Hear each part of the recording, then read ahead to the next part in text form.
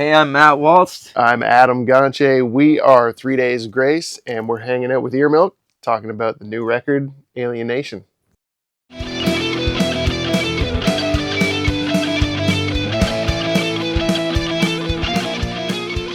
Hi, I'm Angela Cook with EARMILK, and today we're talking to the two frontmen of legendary 3 Days Grace, Adam Gontier and Matt Walst. Welcome. Thank you. Thank you for being here.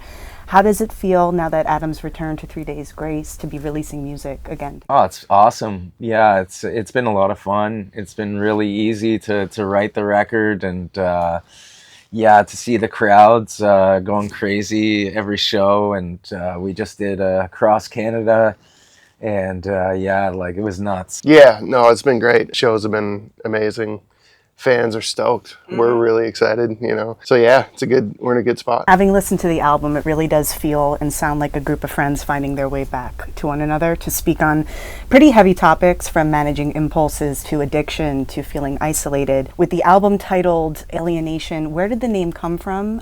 Did it shape the album, or did the songs come first and influence the title? Yeah, the songs came first, for sure. And Alienation is one of the songs on the record. I think with this band, there's always been sort of a common theme, like from one act, just about sort of feeling alone, surrounded by people or in any situation. It's kind of, I think a lot of people can relate to that, feeling isolated maybe. And that was, again, sort of a theme on this album that we wrote about, especially with the song Alienation, and just kind of goes along with that. Dominate is such a killer kick-ass opener. What inspired Dominate? That day we just wanted to write like kind of an anthem for sports or like workout. The one part, we went to Scotland a few years ago and we played a show there, and between every song they had a chant, "Here he, go." So I took that and I was like, that'd be great to put in a song, because it was just such a great chant.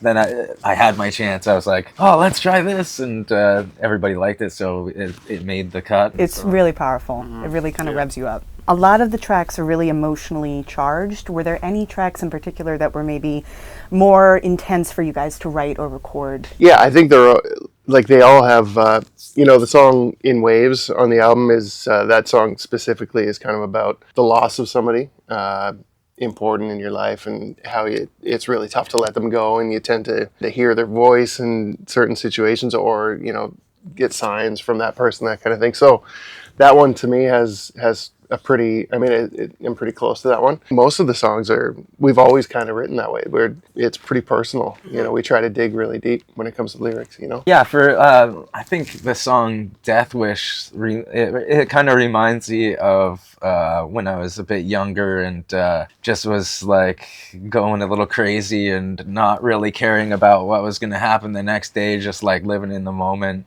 Probably back when I was sponsored by Jägermeister. Yeah. That makes sense. Yeah.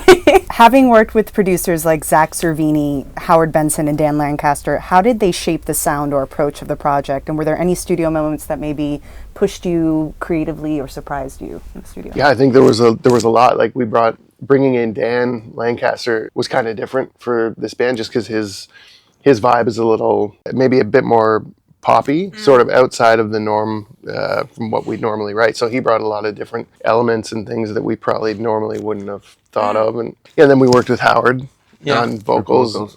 And so, working with Howard, we both have worked with Howard Benson a lot, and we're pretty comfortable with him. So, I think all the producers kind of brought their own thing, Yeah, like Zach and Dan are just so talented. Making like modern music, it's like interesting to watch like them work, and just so fast, so much different today. Like they're so much faster and can throw together something in the computer that just sounds amazing. Where back in the day we didn't really have that. It was like, no, you'd have to like press record on a 4-track or whatever, and it would just be like, you lay down the idea. Yeah, well, and now even Zach, like, we'd be like, okay, we need a bridge, and then he's like, I already got it. And he's like, it was like there, like, I have these notes already, and like, wow, like, when did you write that? Oh, like 2 minutes ago. Like, oh my god.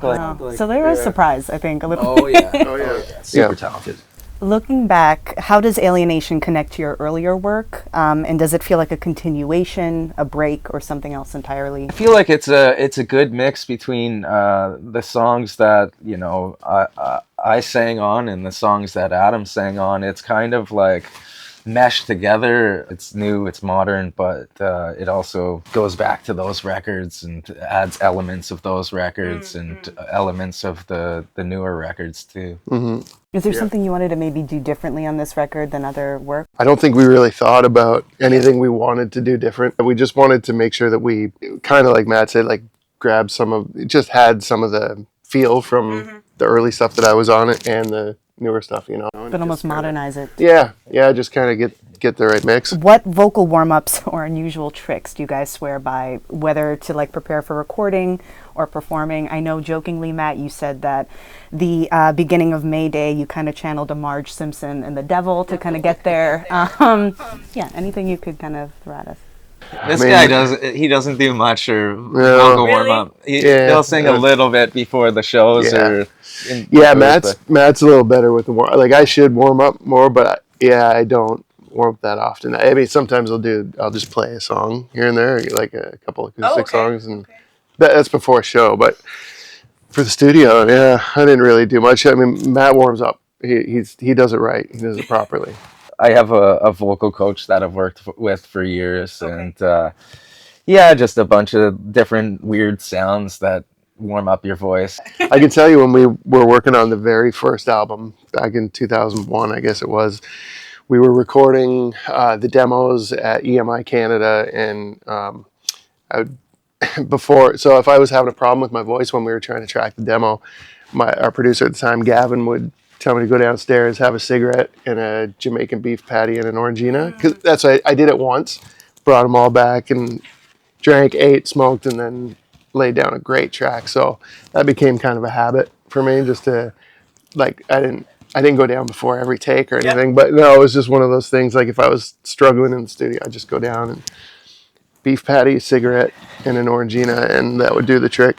So maybe I should try that. I don't think there's any logic in any of it at all, but it's just a mental thing. I am ready to go now. Yeah. With this release, what are you most excited for fans to hear or feel, and what do you want them to take away from listening to the album? Just like always, we want people to be able to apply their life to the song and be able to use it to get through dark times. And, that's the biggest reward, when people come up to us and say, like, this song saved me, this song got me through this time, this song got me through, the loss of my parents, or like, it's those kind of things that, make us like, okay, we're actually doing something right. We're helping people get through dark times. From a band point of view, we all feel like it's one of the best albums that we've done, just in general.